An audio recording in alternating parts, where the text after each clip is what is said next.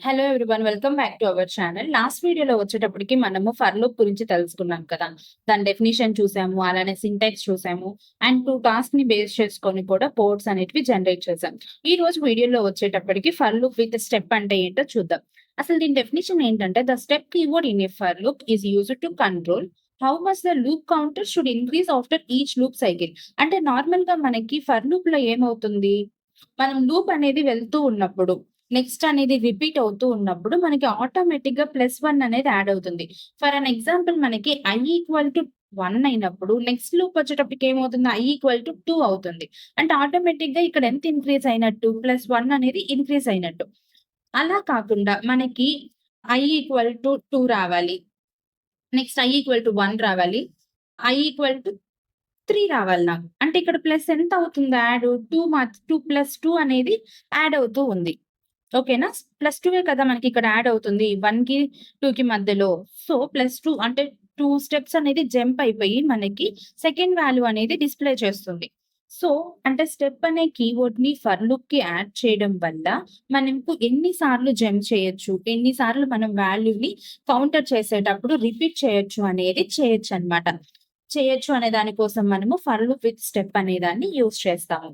Okay. దీని syntax చూద్దాం. Same దాని సింటాక్స్ లాగే ఉంటుంది. ఫర్ లూప్ సింటాక్స్ లాగే. ఫర్ ఫర్ అంటే ఏంటో తెలుసు కదా. మనం స్టార్ట్ చేస్తున్నాం. కౌంటర్ అంటే వేరియబుల్. స్టార్ట్, ఎండ్ కంపల్సరీగా తెలిసుండాలి. అలానే స్టెప్ వాల్యూ కూడా మనకి తెలిసుండాలి. ఈవెన్ నంబర్స్ అయితే 2, ఆడ్ నంబర్స్ అయితే అలా మనకు కావాల్సినట్టు మన స్టెప్ వాల్యూ కూడా బిఫోరే తెలిసుండాలి. అప్పుడు మాత్రమే మనము for loop with stepney use చేయగలం. మనకు కావాల్సిన కోడ్ అండ్ నెక్స్ట్ కౌంటర్. ఇప్పుడు చూద్దాం, ఈ టాస్క్‌ని రెండిటిని బేస్ చేసుకొని మనము కోడ్స్ గాని జనరేట్ చేసామంటే మనకి ఈజీగా అర్థమవుతుంది కదా.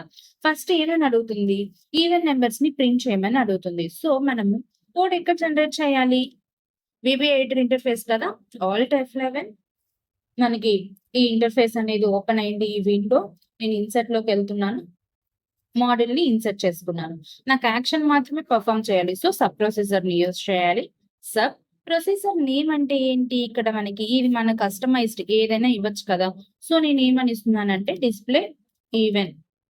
సో మనం కోడ్ జనరేట్ చేసేటప్పుడు బిఫోర్ ఫస్ట్ స్టెప్ ఏం చేయాలి, నేమ్ అసైన్ చేసిన తర్వాత కోడ్‌కి వేరియబుల్‌ని సిస్టమ్‌కి ఇంట్రొడ్యూస్ చేయాలి. సో డిక్లేర్ చేయాలి. Int i as integer. నేను ఇంటీజర్ తీసుకుంటున్నాను కాబట్టి ఇంటీజర్. ఫర్ లూప్స్‌ని స్టార్ట్ చేస్తున్నాను. ఫర్ కౌంటర్ ఏంటి ఇక్కడ i. కౌంటర్ అన్న వేరియబుల్ అన్న ఒకటే. i ఈక్వల్ టు మనకి స్టార్టింగ్ వాల్యూ ఏంటి 2, ఎండ్ వాల్యూ ఏంటి 10. ఇక్కడ వరకు చేసామనుకోండి, అది ఎక్కడ ఎలా తీసుకుంటుందంటే ఎగ్జాంపుల్‌కి i ఈక్వల్ టు 2 తీసుకొని ఫస్ట్ రిపీటేషన్ ఫస్ట్ లూప్‌లో, సెకండ్ లూప్‌లో వచ్చేటప్పటికి i ఈక్వల్ టు 3 తీసుకుంటుంది. నాకు ఇలా కాదు కదా కావాల్సింది. మనకు కావాల్సింది ఏంటి, ఈవెన్ నంబర్స్ రావాలి. ఫస్ట్ i ఈక్వల్ టు 2 తీసుకుంటే నెక్స్ట్ నాకు i ఈక్వల్ టు 4 రావాలి. సో నేను స్టెప్‌ని యూజ్ చేసి స్టెప్ 2 ఇవ్వడం వల్ల, కీబోర్డ్ అని ఇవ్వడం వల్ల ఈవెన్ నంబర్స్ మాత్రమే ప్రింట్ అవుతాయి. నాకు మెసేజ్ బాక్స్ అనేది డిస్‌ప్లే అవ్వాలి. సో మెసేజ్ బాక్స్‌లో ఏమేమి డిస్‌ప్లే అవ్వాలంటే నంబర్ అండ్ నాకు ఐ అంటే వేరియబుల్. నంబర్ అనేది ప్రింట్ అవ్వాలి. ఒక స్ట్రింగ్‌ని అలానే ఇంటీజర్‌ని రెండిటిని కంబైన్ చేయడానికి మనము ఇక్కడ ఇది యూజ్ చేసామన్నమాట. ఓకే. అయిపోయింది. నా మెసేజ్ బాక్స్‌లో ఏం రావాలో కూడా ఇచ్చేసాను. నెక్స్ట్ ఏంటి? ఏం లేదు, రిపీట్ అవ్వాలి కదా. సో నెక్స్ట్ ఐ అని ఇచ్చేసాను. కోడ్ అనేది అయిపోయింది. సబ్ ఇచ్చేసాము, ఎండ్ చేసాము, స్టార్ట్ చేసాము, వేరియబుల్‌ని డిక్లేర్ చేసాము, ఫర్ లూప్ కూడా మనకు కావాల్సిన స్టెప్స్ అన్నీ ఇచ్చేసాము. సో నేను ఇక్కడికెళ్ళేసి రన్ చేస్తున్నాను. చూడండి మనకి ఇక్కడ డిస్‌ప్లే అవుతుందా, నంబర్ ఈక్వల్ టు 2 అని. నంబర్ 4, 6, 7 సారీ 6, 8, 10 అంటే నాకు ఈవెన్ నంబర్స్ కావాలి కాబట్టి ఈవెన్ నంబర్స్ మాత్రమే ప్రింట్ అయిందనమాట. ఓకే. నెక్స్ట్ కోడ్ చూద్దాం. నెక్స్ట్ టాస్క్ ఏంటి, హైలైట్ టాప్ 10 ఆల్టర్‌నేటివ్ రోస్ అని చెప్పింది. నాకు ఇక్కడ ఈ 12 ఉంది కదా. ఈ 12థ్ రో నుంచి ఈ 22nd రో వరకు నేను ఆల్టర్‌నేటివ్‌గా రోస్‌ని హైలైట్ చేయాలనుకుంటున్నాను with the colour of yellow.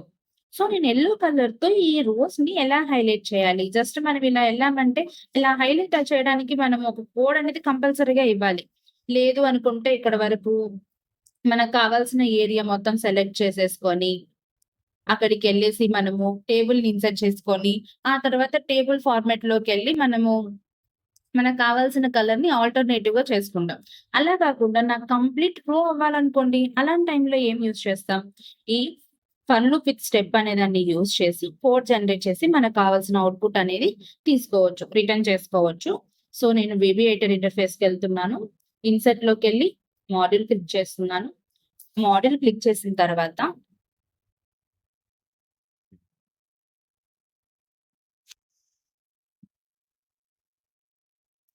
Model click చేసి మనము సబ్మిట్ చేసాం.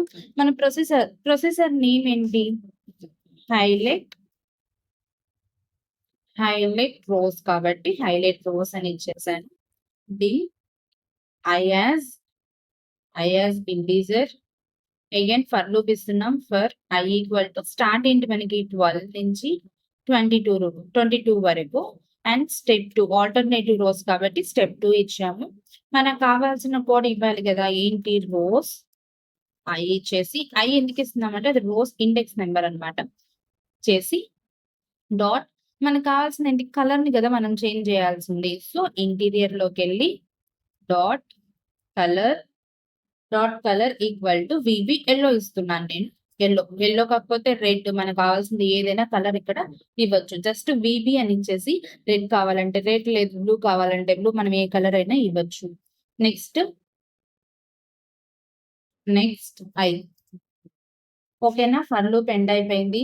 ఫర్ లూప్ కావాల్సిన సింటాక్స్ ప్రకారం కోడ్ జనరేట్ చేసాము. సబ్ కూడా స్టార్ట్ చేసాము, ఎండ్ చేసాము, వేరియబుల్‌ని డిక్లేర్ చేసాము. సో, నేను దీన్ని జస్ట్ ఇలా ఇచ్చేసి రన్ చేస్తున్నాను. ఒకసారి వెళ్లి చూద్దామా? యెస్ చూడండి.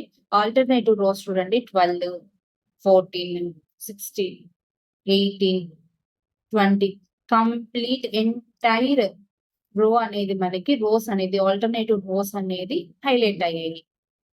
యెస్. ఈరోజు వీడియోలో మనం ఏమేమి చూసాము? ఫర్ లూప్ విత్ స్టెప్ యొక్క డెఫినిషన్ చూసాము. సింటాక్స్ చూసాము. అలానే 2 టాస్క్‌లని కూడా బేస్ చేసుకొని కోడ్స్ అనేది జనరేట్ చేసాము. నెక్స్ట్ వీడియోలో వచ్చేటప్పటికి రివర్స్ గురించి అండ్ నెస్టెడ్ గురించి తెలుసుకుందాం. Thank you for watching this video.